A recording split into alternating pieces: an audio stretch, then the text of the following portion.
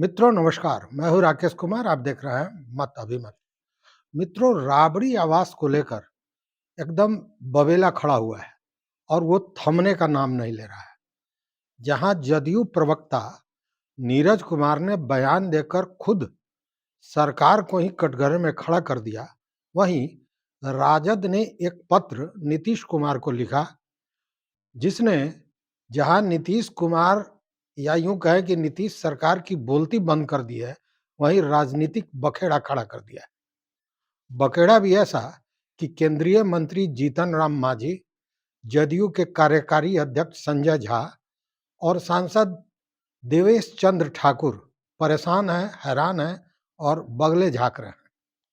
इस पत्र ने कानून और नियमों की दुहाई देने वाली नीतीश सरकार के दोहरे चरित्र को उजागर कर दिया है। या कह सकते हैं कि जदयू प्रवक्ता ने जहां अपने ही सरकार को कटघरे में खड़ा कर दिया, वहीं राजद को उकसाकर अपने ही सरकार की मिट्टी पलीद करवा दी है। अब नीतीश सरकार के लिए यह एक संकट खड़ा कर दिया है।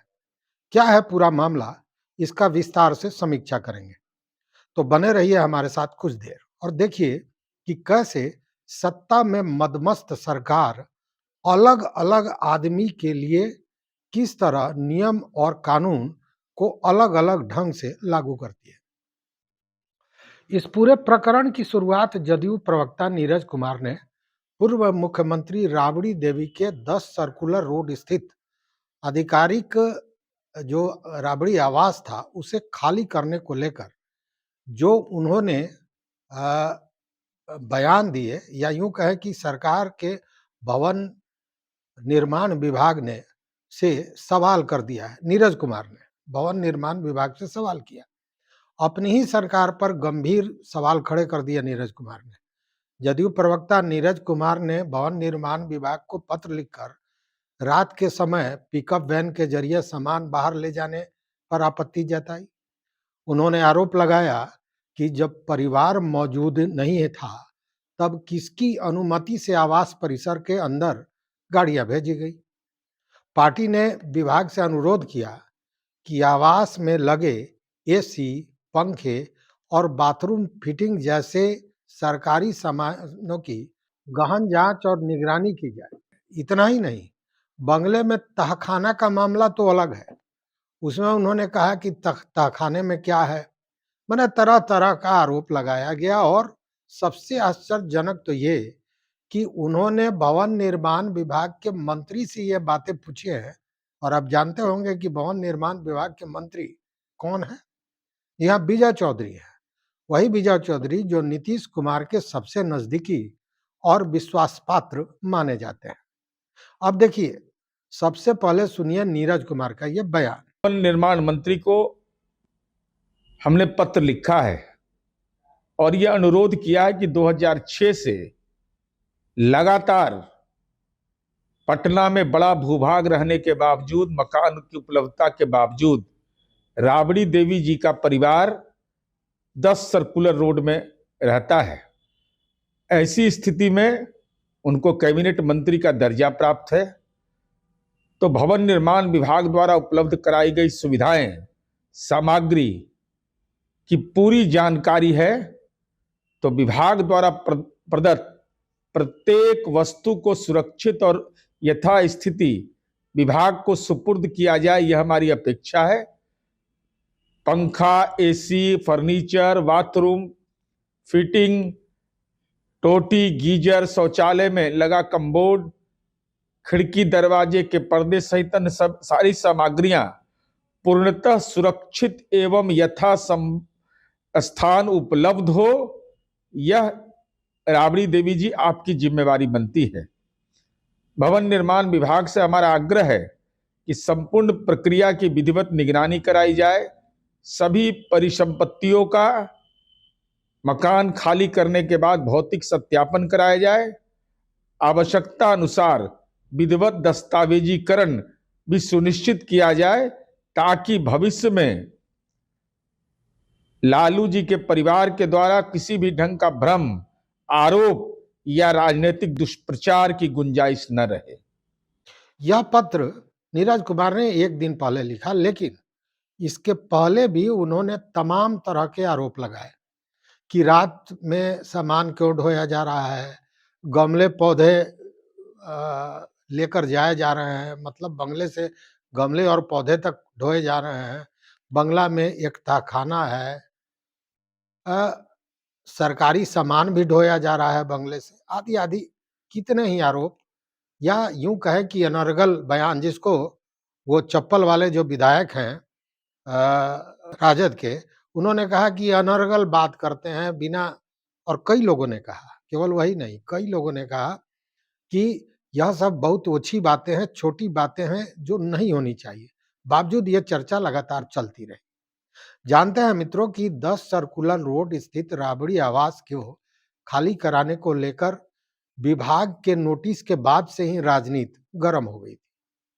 इसे लालू राबड़ी देवी की प्रतिष्ठा से भी जोड़कर देखा जा रहा था। राजनीतिक बदले की भावना से उठाया गया कदम बताया जा रहा था।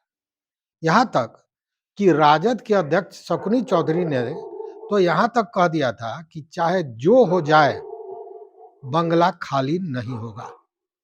मतलब राबड़ी आवास को लेकर सियासी जंग चल ही रहा था कि नीरज कुमार के आरोपों ने इस चिंगारी को हवा दे दी और ऐसे आग में बदल दिया जिसमें खुद जदयू और नीतीश सरकार के झुलसने की स्थिति बन गई है। राजनीति है भाई, अगर आप पत्थर फेंकोगे तो सामने वाला चुपचाप तो बैठेगा नहीं, वह भी पत्थर चलाएगा। स्वाभाविक है कि नीरज कुमार के उकसावे के बाद राजद ने भी अपना निशाना साधना शुरू कर दिया है।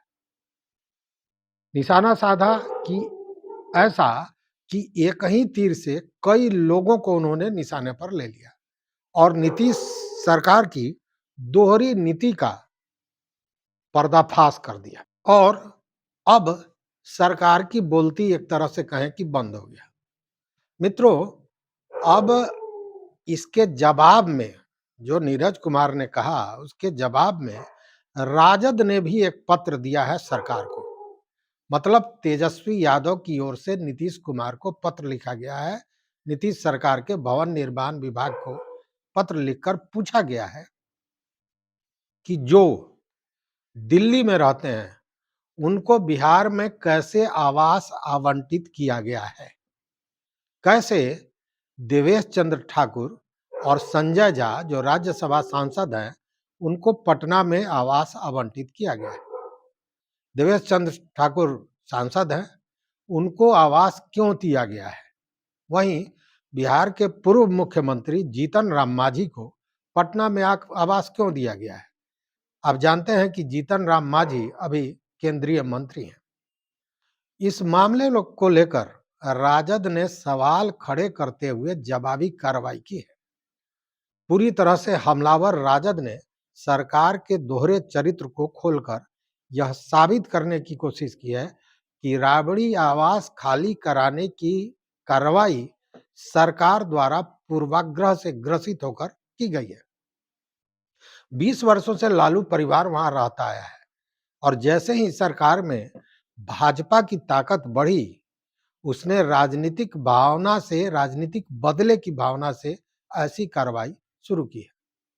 इसको लेकर के अब राजद पूरी तरह से एक्टिव है और एक्टिव इसलिए कि जिस तरह से राबड़ी आवास को खाली करवाने को लेकर सियासी पारा गर्म है, उसको लेकर अब कहा जा रहा है कि क्या देवेश चंद्र ठाकुर जो सांसद हैं, राज्यसभा सांसद हैं, संजय झा जो जदयू के कार्यकारी अध्यक्ष भी हैं और जीतन राम मांझी जो केंद्रीय मंत्री हैं, को पटना में आवास कैसे और क्यों आवंटित किया गया? क्या उन आवासों को खाली कराया जाएगा? क्योंकि वह भी बिहार में तो किसी पद पर है नहीं। इस मामले को उठाकर राजद ने नीतीश सरकार के सामने असमंजस की स्थिति पैदा कर दी है। ऐसे में क्या इन लोगों का भी बंगला खाली कराया जाएगा? यह एक बड़ा प्रश्न है। राष्ट्रीय जनता दल के राष्ट्रीय प्रवक्ता नवल किशोर यादव और मुख्य प्रवक्ता शक्ति सिंह यादव ने आज यह पत्र जारी किया है और पत्र को जारी करने के दौरान उन्होंने क्या कहा, पहले उनके इस बयान को सुनिए। पार्टी के संबंध में जो आज से नहीं 20 साल से जो भ्रम फैलाने का कोशिश कर रहे हैं, राबड़ी देवी को या आरजेडी के शीर्ष नेताओं को बदनाम करने का जो ठेका पिछले 20 साल से रहे हैं संघ और भाजपा के साथ रहते हुए, ये तो उनका काम ही है, यही काम करेंगे। राबड़ी देवी कौन है इस बात को बताने की जरूरत है। पूरे बिहार की पहली मुख्यमंत्री, एकीकृत बिहार और झारखंड जब एक साथ था उस समय मुख्यमंत्री रही हुई हैं, अभी नेता प्रतिपक्ष हैं। इतने सम्मानित व्यक्ति को जो आवास उनको आवंटित है आज से थोड़े है, आज उनको बदनाम करने का कोशिश और तहखाना जो जदयू के लोग जो कि दिन रात बकवास करते रहते हैं, उन लोगों को बताइए, पूछिए और बुलाइए उनको कि कब और कहाँ और क्या करना है। उनके रहते हुए और इस तरह का बयान देना, इस तरह का बात करना, इसका मतलब है कि पूरे बिहार के राजनीतिक समाज को या राजनीतिक वातावरण को दूषित करने का प्रयास कर रहे हैं। और ये इसलिए कर रहे हैं कि उन्होंने पिछले 20 साल में कोई काम नहीं किया है और अभी भी कोई काम नहीं करेंगे, लोगों को ठगने का काम किया है। इसलिए इस तरह का न्यूज़ हमेशा मीडिया में रखते हैं ताकि लोगों का नज़र न रोजगार पे जाए, न नौकरी पे जाए, न निवेश पे जाए, न मुख्य मुद्दा पे रहे। मुख्य मुद्दा से भटकाने के लिए काम ये करते रहे हैं। इसलिए हम लोगों ने सिर्फ एक सवाल अभी उठाया है, इसे कई सवाल हैं जिसमें कि आप देख सकते हैं, इस लेटर को आप देख लीजिए। हम लोगों ने ये चिट्ठी लिखा है कि भाई जो दो लोगों को, जो रसूखदार लोगों को आपने जो सेंट्रल पूल से भवन आवंटित किया है और जो यहाँ के सदस्य नहीं है उसके बावजूद भी उनके नाम से है, मैंने किस हैसियत से रखे हुए हैं। वो चाहे संजय झा जी हों, चाहे जवेश ठाकुर हों, चाहे जीतन राम मांझी के संदर्भ में जो भवन आवंटित किया गया है, ये किस हैसियत से किया गया है। यह सरकार को बताना चाहिए कि हाँ, उनके आवंटित मकानों में भी कोई तहखाना है, क्या चीज़ छुपाना चाहते हैं, क्या किस हैसियत से और किस कारण से वो रखे हैं, उनको बताना चाहिए ये चीज़। पहले आपके अपने अंतर्गत इतने दोष हैं जो कि आप संभाल नहीं पा रहे हैं। आप सामने वाले विपक्ष को, जो कि पूरे बिहार के जनता का नेतृत्व कर रहे हैं, उनके सवालों को उठा रहे हैं, 1,90,00,000 वोट जिनके साथ हैं, उनको आप बदनाम करने की कोशिश कर रहे हैं। जबकि मुख्य सवाल का जवाब देना चाहिए आपको। अगर जिस तरीके से आपने पूरे जनादेश को प्राप्त किया, उसमें कई तरह के सवाल हैं, चुनाव आयोग से लेकर 10,000 रुपये को देने के लेकर 10,000 रुपया देने का इतना हड़बड़ी था कि आप महिला ही नहीं पुरुष को भी आपने अकाउंट में ट्रांसफ़र कर दिया। उस तरह से आपने जनादेश को भरमाकर जो हासिल किया है। आप मुद्दा पे आइए। मुद्दा तो वही है जो तेजस्वी जी उठा रहे थे। मुद्दा है कि आपने जो उस प्रभाव में जो निर्णय लिए जल्दीबाजी में, वो चाहे सोशल पेंशन का मामला हो या महिलाओं को 10,000 रुपया देने का मामला, ये सब एक दबाव में आपने लिया है। चाहे नौजवानों के लिए युवा आयोग बनाने की बात की है, तो सारी बातें हमारे नेता कर रहे थे और पूरा बिहार की जनता तैयार थी। जब आपने देखा कि सत्ता हमारे हाथ से जा रहा है, तो आपने एन केन प्रकेन उसको हथियाने का प्रयास किया।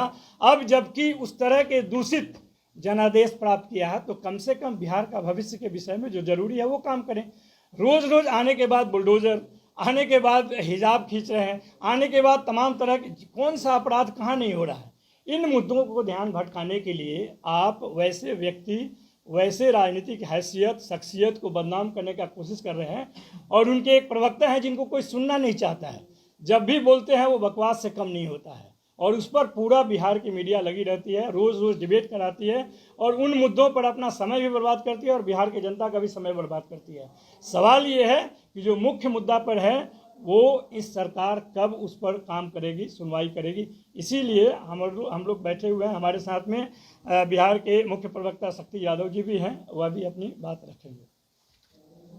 किसको लिखा आपने? ये प्रधान सचिव को राष्ट्रीय प्रवक्ता, राष्ट्रीय जनता दल और राष्ट्रीय अध्यक्ष छात्र इकाई के प्रधान सचिव को जो इन्होंने पत्र लिखा है, उस पत्र में 3 बातें खास करके रेखांकित की गई है कि भाई आपके जो 2 सदस्य हैं लोकसभा और राज्यसभा के, उनको किस बिना पर आप अभी तक उसमें प्रवास कर रहे हैं, क्योंकि वह भी सेंट्रल पुल का, क्योंकि श्रीमती राबड़ी देवी जैसा इन्होंने कहा, आदरणीय नवल जी ने, प्रवक्ता जी ने, कि दोनों व्यक्ति क्यों रह रहे हैं, साल बीत गए, 24 में लोकसभा के चुनाव हुए थे, 25 अब समाप्ति के अंतिम दहलीज पे खड़ा है, 26 का एक दिन के बाद 2 दिन के बाद प्रवेश होगा। तो अभी तक उन सेंट्रल पुलों का मकान को जो रखा गया है, तो इनका कहना जो है राष्ट्रीय प्रवक्ता जी का कि क्यों उसमें रह रहे, क्या उसमें कोई तहखाना है, कुछ छिपा हुआ है क्या? तो जीतनराम मांझी जी जब आवास में रह रहे हैं, वो केंद्रीय मंत्री हैं, उनको दिल्ली में मिला हुआ है, क्या उनकी माने पुत्र वधू इंटाइटल हैं उस आवास के लिए? क्या सेनिटी उनकी है उस रूप में? क्योंकि अभी नए भवन जितने बने हैं सब आप 2 बार 3 बार 4 बार के एमएलए को आपने दिया है, तो क्या वो इंटाइटल हैं? ये सारे सवाल हैं। तो कहावत है ना कि जिनके घर शीशे को होते हैं वो दूसरे के घर पे पत्थर नहीं चलाया करते। बड़ा सवाल जो सामने इन्होंने छेड़ा है कि मुख्यमंत्री समग्र विकास योजना में इतने बड़े पैमाने पर भ्रष्टाचार है कि 100 से अधिक उन सड़कों की निविदा निकाल दी गई जो सड़क पहले से बनी है। जब सवाल उठा तो विभाग हरकत में आई और कई सड़कों के राशि को रोक दिया गया और इस जांच के दायरे में पूरे कारनामे में बुडको की संलिप्तता खुल के आ गई। अब जब मुख्यमंत्री समग्र विकास योजना में ये हाल है, निर्माण विभागों में बदस्तूर अगर भ्रष्टाचार जारी है, तो क्या मैं ये कहना अतिशयोक्ति नहीं होगी कि सैया भय तो कुतवाल तो अब डर खाएगा? जनादेश मशीनरी मैनेजमेंट के बल पर आपने प्राप्त किया। सीबीआई के पूर्व निदेशक जिसको आपने ही बनाया था कि सामूहिक रूप से बिहार के खजाने को लूट करके एक तरह से लूटा गया और वोट खरीदने में लगाया गया, ऐसी सरकार को तो तत्काल प्रभाव से इस जनादेश को रद्द कर देनी चाहिए। चुनाव आयोग भला कैसे करेगा? उसकी संलिप्तता है। उन्होंने तो उस 2 कदम आगे बढ़ा और कहा कि उच्चतम न्यायालय को संज्ञान लेनी चाहिए। सीबीआई के पूर्व निदेशक ने इन बातों को रखा। बिहार के जनादेश में जनविश्वास से ज्यादा जनशंकाएं निहित है। हर चौक चौराहों पर इसकी चर्चा हो रही है। सवाल ये बड़ा है। इसी बात को लेकर के हमारे राष्ट्रीय प्रवक्ता नवल किशोर जी ने बातों को रखा है कि जो लोग लेटरबाजी कर रहे हैं कि आओ खेलो खेलो बंगला बंगला, तो बंगला बंगला करे, मुद्दा ना बताइए कि 2 लाख कब दीजिएगा, इसको सीट बनी आपने दिया है। और 2 लाख देने के लिए 2,70,000 करोड़ की आवश्यकता पड़ेगी। बिहार के खजाने का श्वेत पत्र राज्य सरकार जारी करे कि खजाने की हालत क्या है। 3,18,000 करोड़ बिहार का बजट है। 1,05,000 करोड़ रुपया आपको पेंशन वेतन से लेकर एस्टेब्लिशमेंट में खर्चा है और 2,70,000 करोड़ इधर जुड़ जाएगा, यानी 4.25 लाख करोड़। तो 3,18,000 करोड़ से इस बिहार के बजट को कहां खींच के ले जाइएगा? देश के बजट के 5.5, 5.6, 5.2, 5.4 ही राज्य का बजट होता है। इससे 90 से लेकर अभी तक इससे कभी कहीं बढ़ा है क्या? बात सवाल वो नहीं है ना। मुद्दा से भटकाना चाहते हैं। रोजगार दीजिए, नौकरी दीजिए, रोज निकालिएगा नियुक्ति का चिट्ठी और रोज रद्द करिएगा, असमय मने मारिएगा, ये नहीं चलेगा। अरे हम लोग ने सोचा था कि 3 महीना नहीं बोलेंगे, लेकिन उंगली दे के बुलाइएगा तो बोलबे ना करेगा। हम तो कहा था कि टाइम देंगे 3 महीना सरकार को काम करने के लिए, लेकिन आप तो है जो कि मैंने कहावत है कि आप रगड़ रहे हैं आकर करके तार में, तो छिलेबे नहीं करेगा। तो आपने सुना कि कैसे राजद प्रवक्ता ने एनडीए और नीतीश सरकार पर ठिकरा फोड़ा है और चुनौती दी है कि क्या वे इन नेताओं का आवास खाली करा पाएंगे।